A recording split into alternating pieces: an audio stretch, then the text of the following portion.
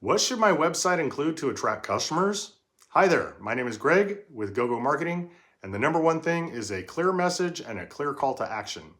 You know, a lot of times somebody will land on your website and they will not know what to do because there are too many calls to action.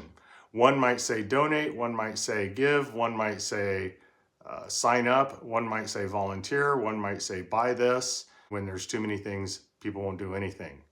So what you have to do is very quickly grab someone's attention and ask them to do what you want them to do next. And if they can't detect this within a couple of seconds, you may have lost them. They may go straight to your competitor. When they're looking for something very specific, and maybe they're clicking into your website from an advertisement, you want them to go to a landing page. They click to that landing page because they are looking for a very specific piece of information. They have intent. They want to get to that information.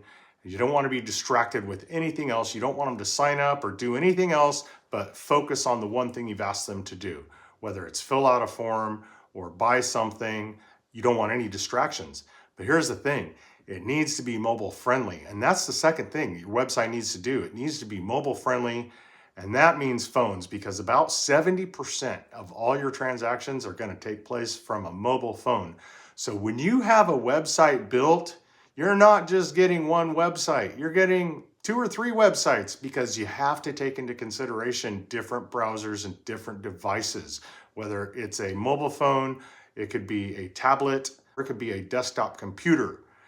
And back 20 years ago, we used to have to build websites, and we had 10 different versions of Internet Explorer, we had Firefox, and all these other browsers that may or may not have been compliant with HTML and CSS at the time.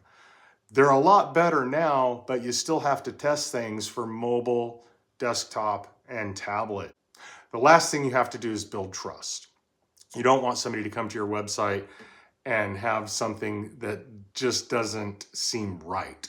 The number one thing you can do to build trust is name, address, and phone number, NAP. There it is right there. It needs to be consistent in your footer, across the heading of every page. There needs to be some consistent way for people to contact you. There's nothing worse than going to a website and you click the contact button. You have to go through a series of steps and just to get to a phone number. Look, if you're a small business and you're trying to build trust with people, give them your name and your phone number. My name is Greg. My phone number is 888 Gen Xers, GENXERS. Yes, that's a real phone number. It comes to me.